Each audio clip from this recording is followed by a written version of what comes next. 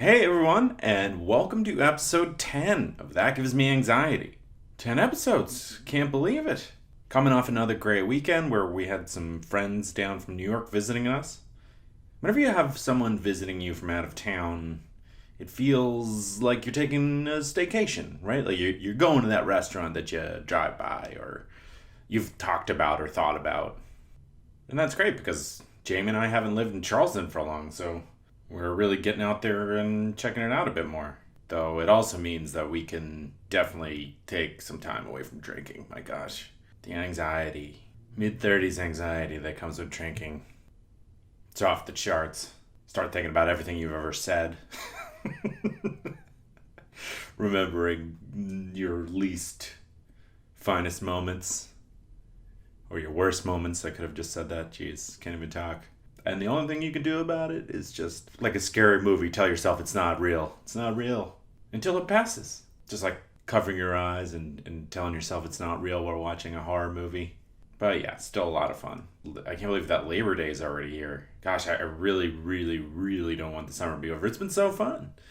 Checking out a new city, living in the South. This is my first time living south of DC. There's so many fun summer things to do here. It's just, it's been so fun. And for many reasons, Jamie and I aren't sure about how long we'll be here. So we're really trying to do as much as possible. Because if it is our only summer in Charleston, we want to say we did it, you know? No stone unturned. Within reason. You know, in the mid 30s, they can't be bouncing around all over the place. Need a lot of sitting. But if it is our only summer here, I can confidently say, you know, we left it all out on the field to just talk like a generic sports interview. You know, we went hard after crab and oysters, tried to have good team defense by buying beach equipment and doing our stuff. Well, all right, got a little bit of a different episode for you today.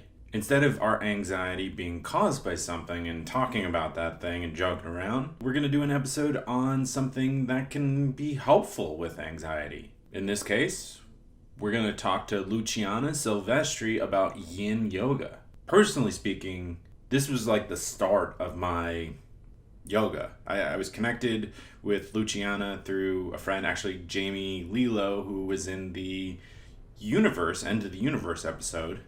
And then Lucianna had me come to a few classes and talk about why she thought it was helpful and experience it for myself. Lucianna does virtual classes because we actually recorded this last fall, I believe. You know, particularly around the pandemic and just like the stress of life. Yin yoga has been really helpful. You just have to really block out anything else that you're thinking of and be present.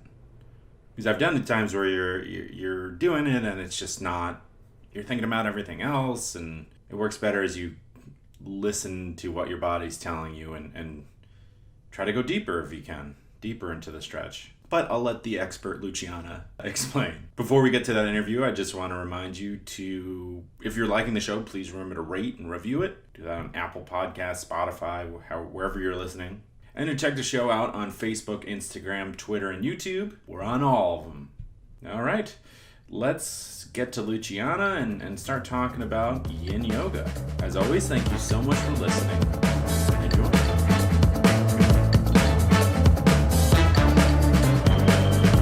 Joining me now is Lucianna Silvestri, who is an expert in yoga. Is that how you would describe it? I would probably say I'm always a novice. Yeah, okay. But because I've done it a while, yeah, we could say someone who knows a lot of something. There you go. That's good. I mean, I've now taken 2 classes with you. You're a yoga instructor over Yeah. Zoom, and I would say, yeah, you know what you're doing, and you provide a very calming experience, especially for a complete novice such as myself. Thank you. I Yeah. appreciate that. So the reason Luciana is on is, you know, normally this podcast is we choose something and have somebody on who is nervous or anxious or fearful of such things like birds or deep water or the dentist. And then I have an expert come on and we talk about it and sort of demystify that thing to hopefully make it a little less scary. But in this, we're only going to focus around the tool of yoga for anxiety. And I'm curious, why do you think yoga and maybe even specifically yin yoga is good for anxiety? Good question. I mean, so for one thing, it's hard to say just one answer. I mean, especially because everyone could have anxiety for different reasons. Mm-hmm. So, I mean, anything that I'm even explaining for a average could be helpful, right? But everyone has their own bio individuality, if you will. Sure, absolutely. Yeah. So one way yoga in general can help with anxiety is just because we're allowing ourselves to connect to the breath, to connect to the body.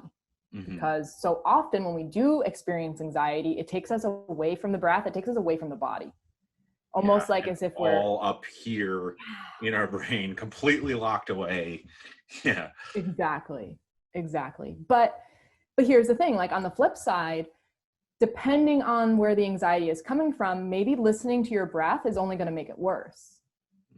Right? So you would need that person, or if you are that person, then you would want maybe a different style of yoga, or to tell the teacher. And if you work privately with a teacher, it's like, okay, well, we won't focus on that. We're going to do this instead.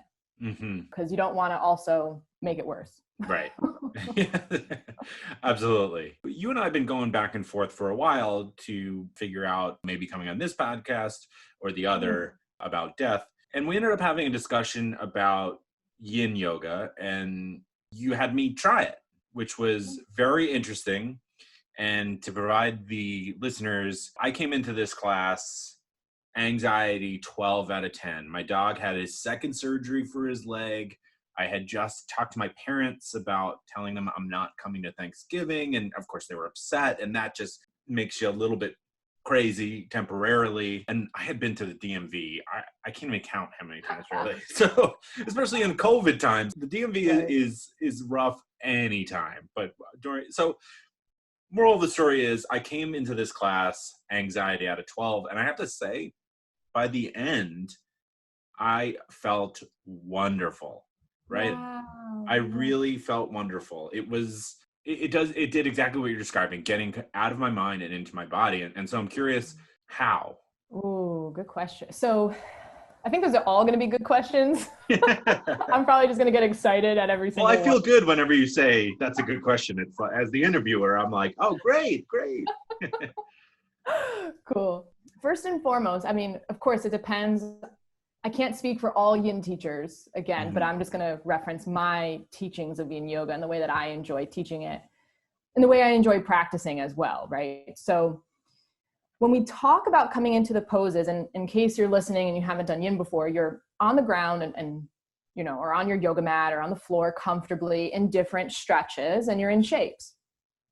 So when we're first getting in and saying, you know, notice the sensation of your body, right? Is it in your hip? Is it in your glute? It's almost like I'm indirectly asking you, okay, bring your mind and your awareness into your body. But that would be hard. But if I say, notice your right shoulder, notice your left hip, right? Notice your thigh. That's guiding you into these different places within the body, and you're thinking about them. You're noticing what type of sensation is in my shoulder, right? What type of sensation do I feel in my arm? So this helps us begin to create and foster that experience that becomes more and more meditative once we allow the mind to shift.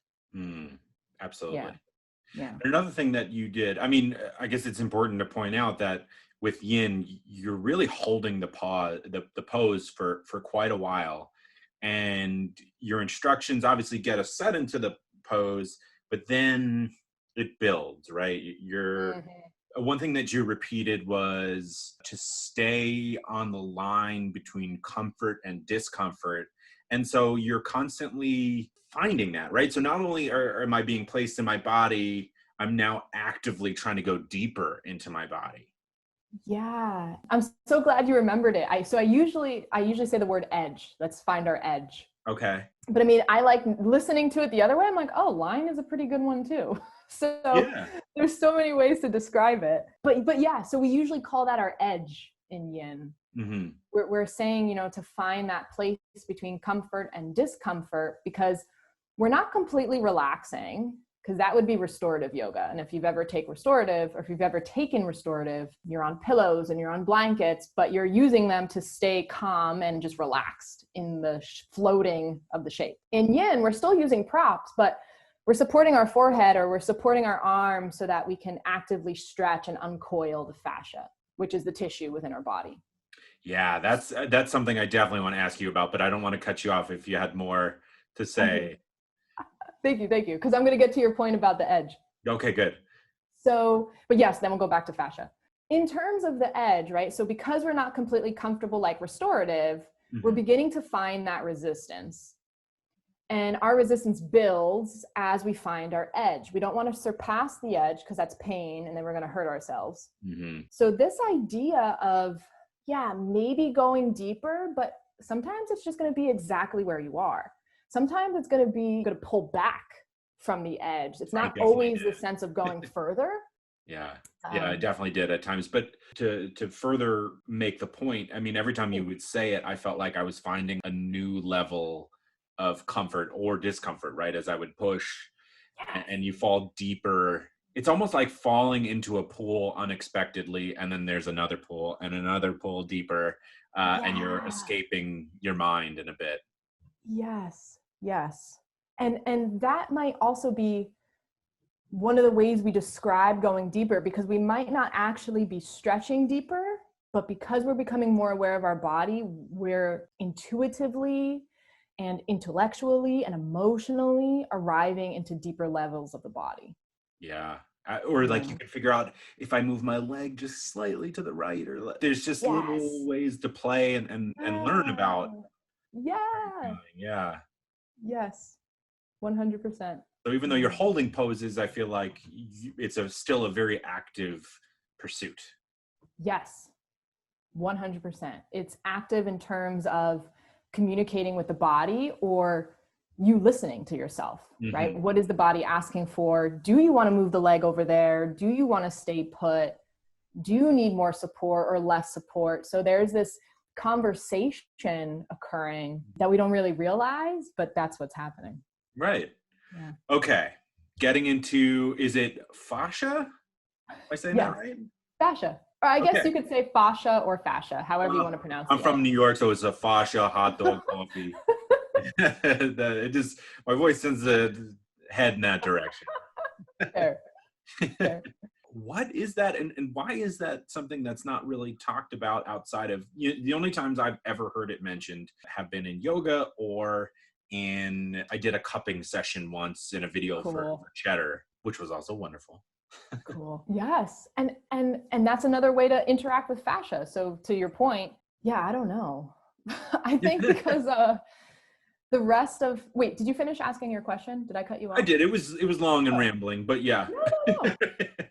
Not at all. Because your question was, why do we only hear it in these modalities, right? We only hear fascia sometimes in yoga, sometimes in massage, cupping, acupuncture, any type of holistic care. I mean, and again, that's not to say that no Western doctor is going to bring up this idea of fascia, because they might, but it's just far and few in between. The human body is not completely understood, which I know is obviously, but at the same time, I think we take for granted how much we are actually still learning. And I mean, high school textbook, college textbooks, like you don't really see fascia drawn within the muscles and within the bones and within any of the books, unless you're like really, really in depth, right? If you're like getting a master's or something. Okay. But I think because it's not completely understood, it's being more and more understood now, because they're even considering it. Scientists want to call it its own organ system. It's not just a connective tissue, right? It's not just this ligament connecting us from bone to bone, muscle to muscle, right? Like the tendons and ligaments.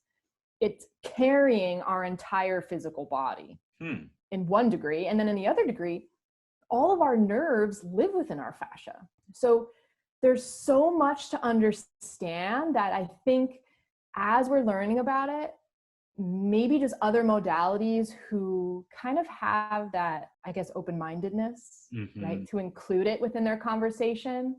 And textbooks and other forms of healthcare and medicine are just not yet there. They're just not yet there. Yeah. Well, I mean, exactly what you were saying. I feel like the modalities you described are certainly open-minded and kind of okay, not with being wrong, but kind of okay with trying things and Yeah. flipping up a little bit and just figuring, like, it's a little bit more hands-on, a little bit more active, as opposed to like waiting on your heels to be like, okay, now that's proven fact. Now we can explore it as you're learning. Yes, that's yin. Yep. and fascia in general. I mean, not for nothing, but like this one page that I follow on Instagram, they just created the science page. They just created a microscope that could see cells in 3D. Oh, wow. And that's going to connect us to understanding the fascia even more and understanding cells and how they function. And so it's constantly changing, but fascia was always there. I mean, this type of practice is connected to Chinese meridian theory. It is connected to Chinese medicine. Like Ayurveda, huh? Which is what? You said Chinese, what theory? Yeah. The meridian theory.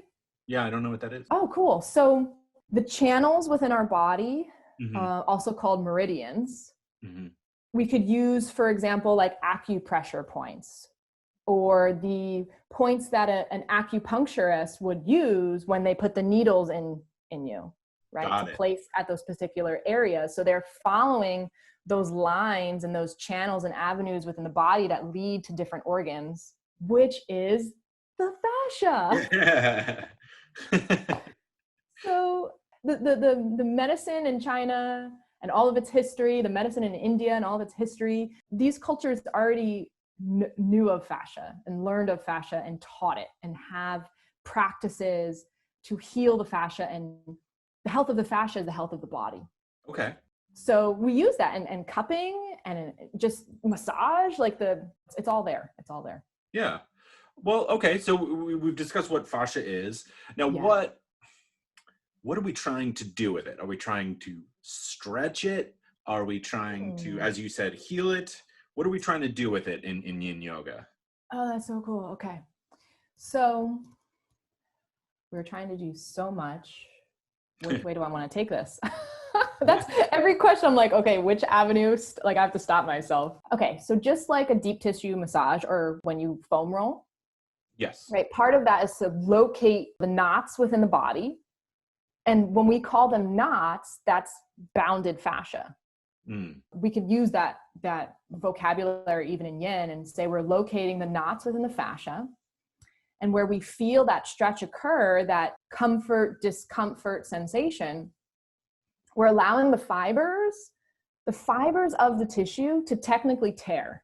That's technically what's happening. Whether you foam roll, whether you get acupuncture, whether you get a deep tissue massage or cupping, in order to change the physical state of the fascia, it has to tear. Okay. But it's doing it by itself, right? It's not the type of tear that's like, okay, you fall and you twisted your ankle and now you have an ankle sprain, right? That's the extreme. But we're using healing practices so that the physicality of the tissue, I want to look for a better word than change, but it's not coming to my mind. I almost want to think of like shape shift. It's knotted and bounded, and then as it's tearing, it gets to rewire itself, so that you are aligned with, in conjunction to the muscle, bone, and organ. Like taking a package of Christmas lights out of the box from last year and getting them all cleared out. Yes. Oh my gosh. Can I say something about this? That is, that's an amazing analogy, because that's essentially what it is. When we have knots in our tissue, so for example, let's say you have that rolled up Christmas lights in your shoulder, your mobility within the shoulder is lacking.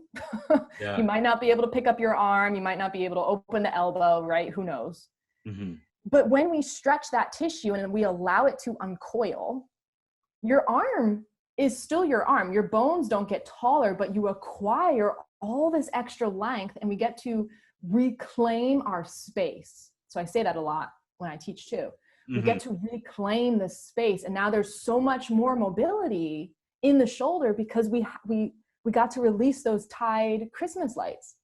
I love that that's working. Yes. What a good analogy. Go Yeah, you. nice. Feather in the cap. Yeah, the past few weeks I've started with trying to find a news story that doesn't give me anxiety. What? Just craziness. It's nonsense. The news is meant to make you nuts, in some senses. Just like not knowing Excel as well as you could also make you nuts. What a segue. Can Excel be my friend? Many people have wondered this for years. The answer is yes, it can. It's just not going to be a surface level friendship. You got to get to know each other, you know? It's not a friend that you can just talk about sports. I mean, you could, but you're not going to get the most out of this friendship. Oh, I'm keeping the metaphor going. I'm talking about my software tutor. They offer 3 levels of real-time Zoom-based courses with a live instructor. They all deliver practical, functional business skills in a friendly and supportive environment. See, but that's what you want. You want a friendly, supportive environment with a friend. You know, someone that you could ask to help you move, which is another thing. Mid-30s, it was great to have other people help you move. You gotta get movers now. Your friends are just gonna blow out their backs for half a slice of pizza and 2 warm Bud Lights? Come on. These courses will increase your marketability, whether you're an employee, job seeker, consultant, or contractor. Register at mysoftwaretutor.com and use the promo. And I don't know why I just decided to speed through that line. Register at mysoftwaretutor.com and use the promo code POD20 to save 20% off all registrations. And develop that friendship. And to really maintain those friendships that you have, you got the Cardist Studio. With so many birthdays, there's no time to shop for cards, write the cards, and buy the cards. I already said that. I said shop for the cards. It's buy the stamps. My hungover brain is just failing me. I'm just dreaming of mignonette sauce covered raw oysters. But now you can do it all right where you sit. Because the Cardist Studio does it for you. And you could just daydream about the seafood you ate. Oh man, I just realized I have alligator and seafood gumbo in my fridge. And you can daydream about that and let Cardist handle your friendships. Because the Cardist Studio creates your message, writes it in the card, and mails it for you. All you do is pick the card and tell why you're sending it.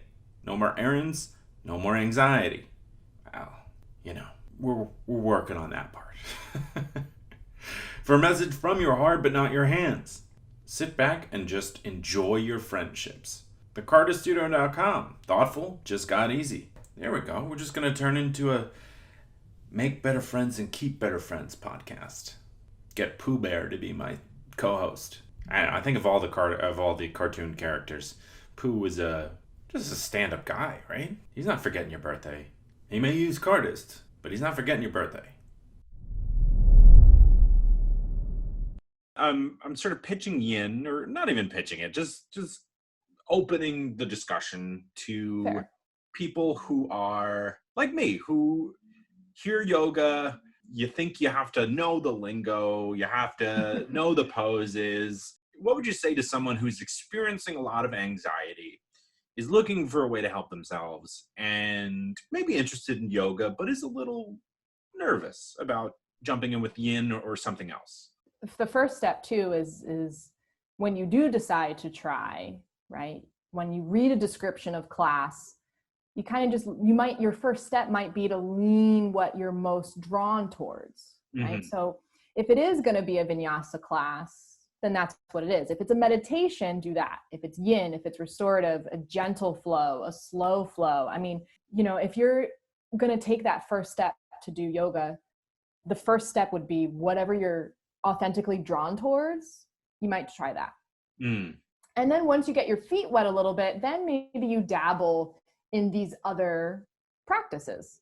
Right. But again, too, right? We're not going to connect with every class. We're not going to connect with every teacher. So let's say it is like, hey, I want more movement to help me connect to my body or to help me connect to my breath. And I tried vinyasa for the first time, but I don't like that teacher. I must hate vinyasa. No, it's not that. It's just now you're going to have to try again. Right. So there has to be this open-mindedness through the exploration, kind of like what you were saying about holistic medicine, right? There's this open-mindedness when trying new things to see what works for you, because everybody is unique in what they need.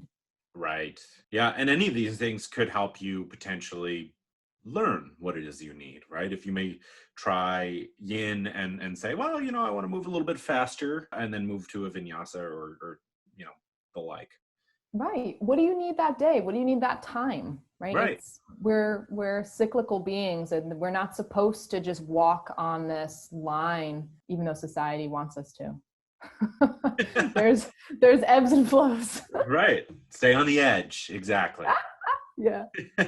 I want to make sure I'm not missing anything related to yin. We covered the fascia, we covered what it is. I mean, is there anything I was missing related to what it is, or what for someone with anxiety? I'm sure there's a lot that you could. Oh my gosh, there is. But I want to, let me see if I can think of something that might be fun to at least add, because I mean, even any of the topics that we're discussing right now, if anyone is hearing something that they're intrigued about, you could go on a rabbit hole for years. How is fascia, how is yin yoga connected to the Chinese meridian theory? How is it connected to chakras? If you do practice yoga already and you know about the 7 main chakras anyway in the system of the body, those energy centers. But also, I mean, like maybe someone just wants to talk about mobility, and yin can help with mobility as well, because we were referencing about uncoiling and lengthening the fascial tissue. So you can really take this as sciencey or as spiritual as you want. Mm-hmm. Just depends on where you are on your path and how you feel that day. But to go back to the science aspect of it for a second, our fascia, I like to describe as a fishing net. And within the pockets of the fishing net sit all of our bones and muscles and organs. So right now, if I were to lay on my side, instead of my heart just plopping out and hanging against my skin, it's being held by fascia, right? If we go upside down on a roller coaster, your stomach's not, it feels like it. We say, oh, my stomach's in my throat, or my heart's in my throat, because we energetically feel that, but the fascia is holding everything in place. The fascia is the glue of the body, but within the structure is fluidity. And that's where we get our movement and our mobility and flexibility from. But more importantly, talking about anxiety, right? Like your lymphatic system and your endocrine system and your immune system and your nervous system, everything runs through those lines of the fascia. All cells and all body parts communicate through those avenues. So if we are feeling pressured with anxiety, if we're experiencing anxiety, let's look within and let's try to notice some tightness, some energetic tightness in the body. Unnecessary tension, I like to say, because it's unnecessary. I don't need to have tight glutes, tight calves, tight shoulders, right? Right. So as we release that, the body can now communicate better, because all of these knots of tissue are like fog, or a thick gas, or like roadblocks, speed bumps, potholes, right? Whatever we want to think. They're just not helpful. Right. So, I mean, if anything, I just want to add that when our body has these tighter bounded, chronically tight tissue, we can't communicate with ourselves. Right. So one way is just to kind of dive on that path and to look within, just to help that and see what happens.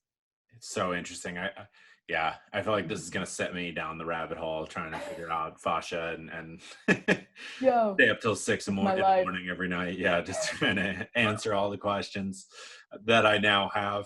But you mentioned something that interests me as well in talking about mobility, and it made me think about a person with anxiety may tend to, the shoulders may hang in or hang tight, or the jaw may clench. And I feel like body positioning informs how you feel about certain things. And so finding ways to loosen up a bit can help inherently just with your mind.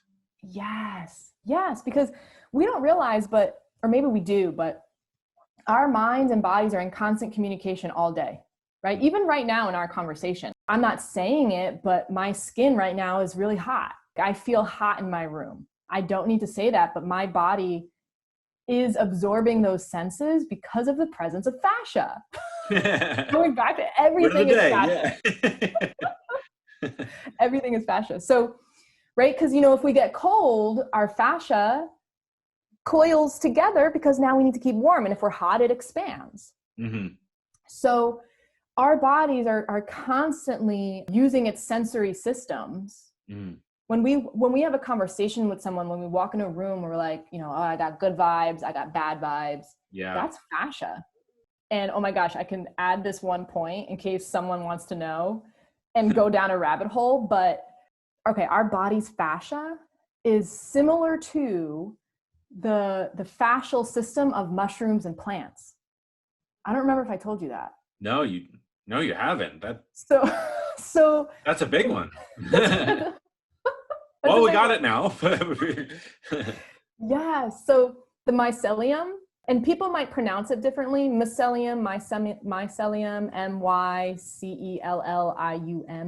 Okay. Again, now talking about deforestation, but when we hurt our ecosystems, we're severing the nervous system of plants. So the fascia and the trees and the flowers and everything has this rooted, netted tissue system that is not visible to the eye. I guess most of the time it's not, but it can be depending on the species, but we don't have to go there. But there's this interconnected web tissue. Everyone knows, everyone talks to each other, who needs water, the nutrients from earth. I mean, I can go on, but that is mimicked within our own body. Interesting. And I'll add one more point before going over, but when we get a massage and the therapist is like, drink water after class, or drink water after your massage. The same thing after yin yoga. Hydrate your tissues, because hydrating our fascia keeps everything going. When we want to hydrate, when we want to drink water, it's to keep the hydration in the fascia. Go ahead. Well, no, I mean, it's incredibly both hands in the air. Go ahead. Back to you. Because I could keep going, so I need to stop. I need to physically pass the baton to you, or I'll just keep talking. No. It's all very interesting stuff, and you've given me even more to dig into. I wanted to talk about how people could take a class with you if they were so inclined. I would love that, especially if after hearing this, you're like, I gotta meet this girl and take class. So, I mean, for one, once my website is fully ready, because since pandemic and I've been working on a website, which has been taking longer. But until then, I'm using social media, which is a beautiful thing.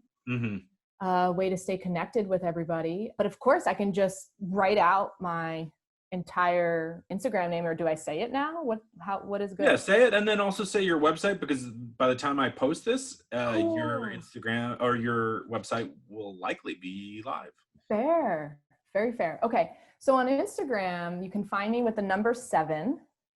And I'm going to spell my name: Lucianna, and then the number 6. Terrific. So it's 7 Lucianna 6. And then right now, we currently call our virtual studio Inner Balance, but we're changing it to Soul Gaze. So in December, once the website is up, it'll be soulgaze.com. Terrific. Yeah, I would definitely recommend for people interested to take a class with you. You may even see me in there if you're taking classes with Lucianna. Well, thank you so much for this discussion, and I look forward to taking future classes with you. Awesome. Thank you so much. I'm so happy we connected. Yeah. Yes, please come whenever you want. It's great to have you. Will do.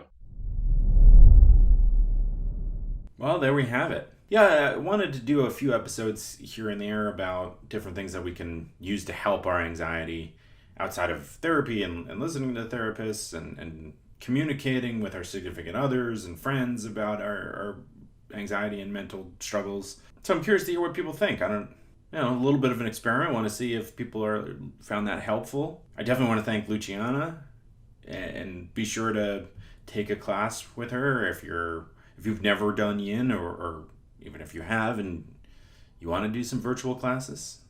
I can recommend them. They're a lot of fun. Well, all right. Let's get to the Anxiety Hall of Fame. This person has like a little bit of a different, more of like an OCD anxiety. Monica Geller from Friends. Her whole world revolves around perpetuating this image of like cleanliness. And she clearly is anxious about how people used to make fun of her for being fat, which was always a hilarious storyline. Because are you kidding me? Courtney Cox, not possible. But Monica Geller, a lot of concerns about how people thought of her, social anxiety, like crazy. And then who knows, maybe behind the scenes, a little bit of anxiety. You know, when they did that Friends reunion, I realized she was the only actress or actor on like the core cast there that didn't win an Emmy, which seems so surprising. Like eventually she would have just gotten one for the body of work, right? Like Return of the King was not the best Lord of the Rings, but it won Best Picture because that trilogy was mind-blowing and epic and wonderful in every sense. And Courtney Cox was fantastic in Friends. That's how people are just being rude. Rude. Well, just want to say enjoy your Labor Day weekend. If you're listening from outside the U.S., enjoy the weekend.